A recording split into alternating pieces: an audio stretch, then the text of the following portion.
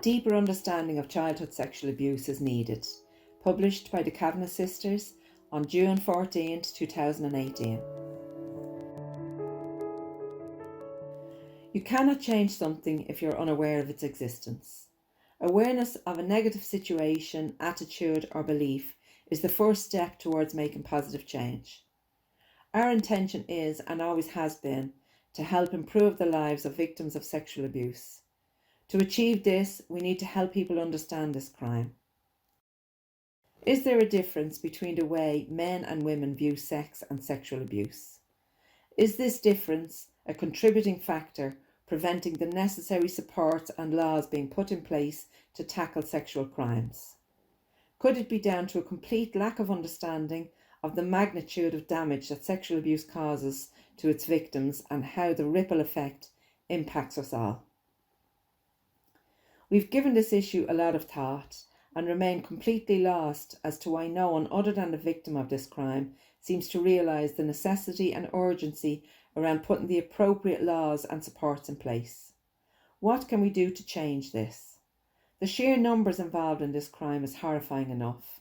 Add to that the fact that it's a worldwide issue. This should be enough motivation for world leaders to act. They don't, and we need to find out why. It's like the housing crisis. We think the situation is unforgivable and shouldn't be happening, but there it is. Families are suffering and our leaders do nothing. What needs to happen for things to change? How do we help those in positions of power to see that, like the housing crisis, immediate action is required? Unless something is done around improving how we currently view and treat sexual abuse crimes, we will all suffer the consequences. We understand that sexual abuse is a very difficult and complex issue. We also know that it requires a willingness to listen to a subject that most would prefer to ignore. But further understanding is needed. Sexual abuse is not simply a sexual act that takes place without consent. It is so much more than that. It is this very misconception that we believe leads to a lack of action in addressing and implementing the necessary changes that are badly needed. This lack of understanding, we feel, is also present in our courtrooms, resulting in poor sentencing for those who commit these sexual crimes. If we are to move forward, we must have open and honest discussions with our legislators. We think part of the problem is that sexual intercourse means something completely different to men and women. For men, it can appear to be simply a pleasurable physical act. Some men can enjoy the act of sexual intercourse with no emotional attachment to the woman they're with. That is not to imply that sexual intercourse has no emotional meaning for men. It can and does mean much more if it's with someone they love.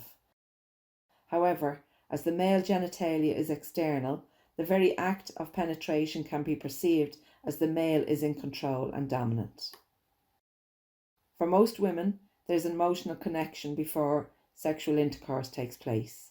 For intercourse to take place, it also requires the woman to allow someone to enter her body. This can often be interpreted as the woman being submissive. Allowing someone to enter your body appears to be much more emotionally significant to a woman than a man. This difference in how sexual intercourse is viewed and experienced by men and women is very important when considering poor sentencing for sexual crimes. We feel that in some cases, judges and men in general don't see rape the same way women do. If judges or those who serve on a jury feel that the crime of rape is nothing more than a non-consensual sexual act, then they will pass judgment in ignorance of the impacts on the victim. The judge may feel sorry for the victim, even empathetic towards her, but no apparent acknowledgement or understanding is shown for the long-term damage of sex crimes, and this is itself adding to the suffering of the victim. It is difficult to explain the damage caused to a human being who's been sexually abused. Words seem inadequate and can hardly capture the sheer magnitude of the damage felt. Speaking from our own experience and listening to other survivors, we understand that all sexual crimes leave similar scars. Our experience of childhood abuse left us devastated. The abuse disrupted our development and increased our likelihood of experiencing other sexual assaults. We all felt substantial distress and displayed a wide range of psychological symptoms, both short and long term. We felt powerless, ashamed, and have struggled to trust others all our lives. Through our learning of how the abuse affected us, we feel confident to say that our childhood experience of sexual abuse was so damaging to our psychological development that it can be compared to a virus. The virus spread to our brain and negatively altered every cell, thought, and behaviour. Victims themselves can struggle to understand the level of damage caused by the abuse they experienced. Recovery required a complete reprogramming of all thoughts, feelings, and beliefs we picked up throughout our lives. In the short term, collectively, we exhibited regressive behaviours such as bedwetting, sleep disturbance, eating problems, asthma, behaviour and or performance problems at school, and unwillingness and inability to participate in social activities. Long term, we suffered with anxiety, ill health, depression, anger issues, anxiety attacks, insomnia, and self-destructive behaviour such as excessive use of alcohol and cigarettes. We each experienced fear and anxiety in response to triggers which popped up without warning. These were simple things like smells, sounds, expressions that reminded us of our abuse, or something that was said innocently. We experienced difficulties forming relationships and indulged in inappropriate sex or avoidance of sex altogether. We felt anger at our abuser and our mother who failed to protect us. Worse still, we felt anger at ourselves for not stopping the abuse. We felt betrayed and powerless.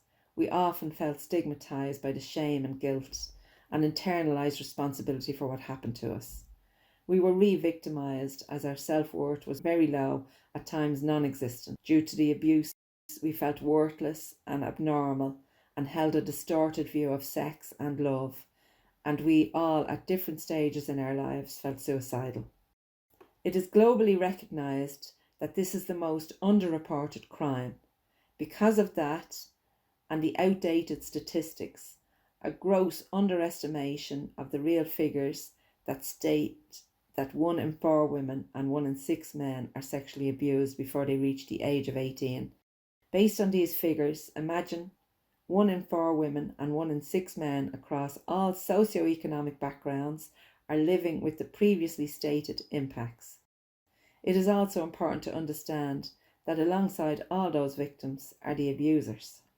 All these victims are currently living every day with the damage of their abuse, and we are all, without exception, impacted. Even though victims may not come forward with their abuse for many years, or some never, they are acting, parenting and socialising out of the damaged self every day. Can you possibly imagine how it would feel to live in a world where this heinous crime was eradicated? A world where no one ever again had to go through the pain and suffering that goes hand in hand with sexual abuse. We all have a responsibility to make that a reality. It's time to ask yourself, can I do something about this? You've been listening to the Kavanagh Sisters blog posts.